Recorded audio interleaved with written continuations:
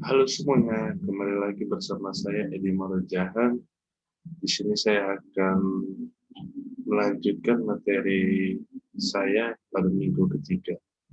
Saya akan memulai share screen-nya.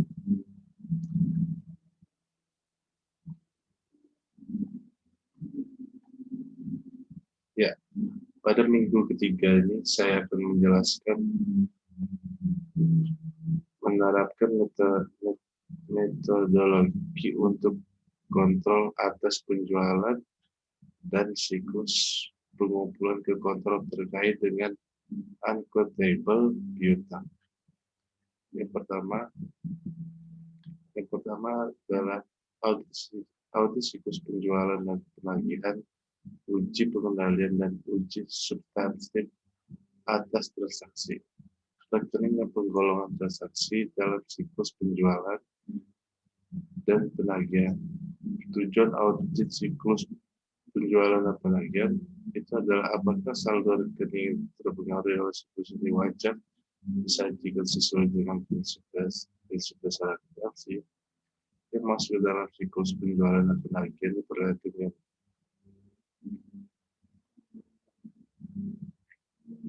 fungsi bisnis.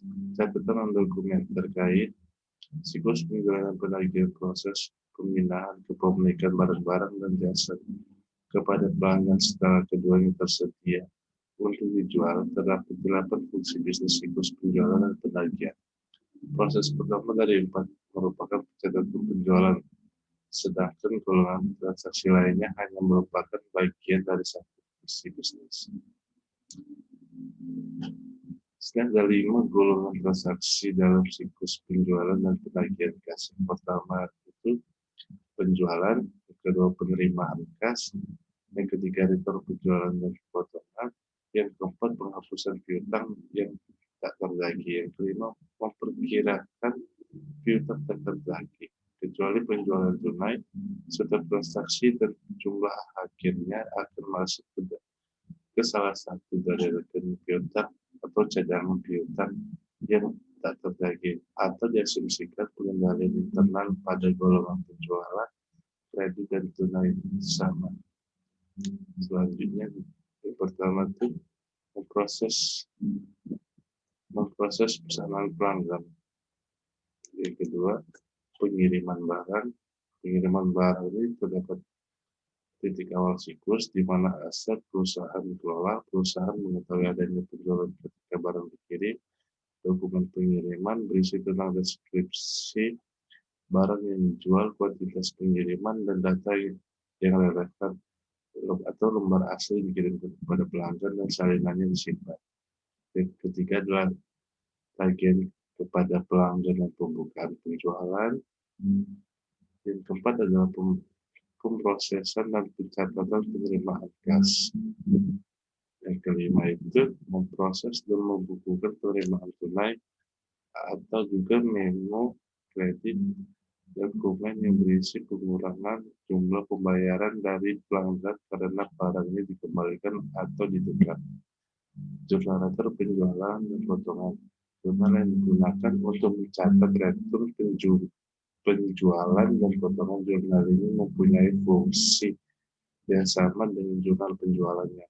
Yang keenam itu adalah menghapus piutang tak tertagih atau formulir otorisasi rekening yang tak tertagih. Dokumen yang digunakan secara internal yang berisi kewenangan untuk menghapus bukukan piutang yang tak tertagih.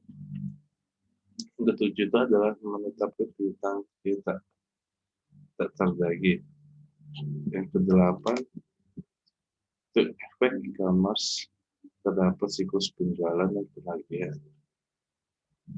Di sini ada auditor. Auditor menggunakan informasi yang diperoleh dari pengendalian internal dalam memahami penilaian risiko pengendalian. Ada 4 langkah penting untuk kalian ketahui. Yang pertama itu adalah auditor memerlukan kerangka acuan untuk menilai risiko pengendalian atau kerangka untuk semua kelompok transaksi, itu 6 transaksi yang berkaitan dengan audit. Yang kedua adalah auditor harus mengidentifikasikan pengendalian internal dan kelemahan penting dalam penjualan. Yang ketiga itu ada setelah pengidentifikasi pengendalian dan kelemahan, auditor menghubungkan keduanya dengan tujuan audit.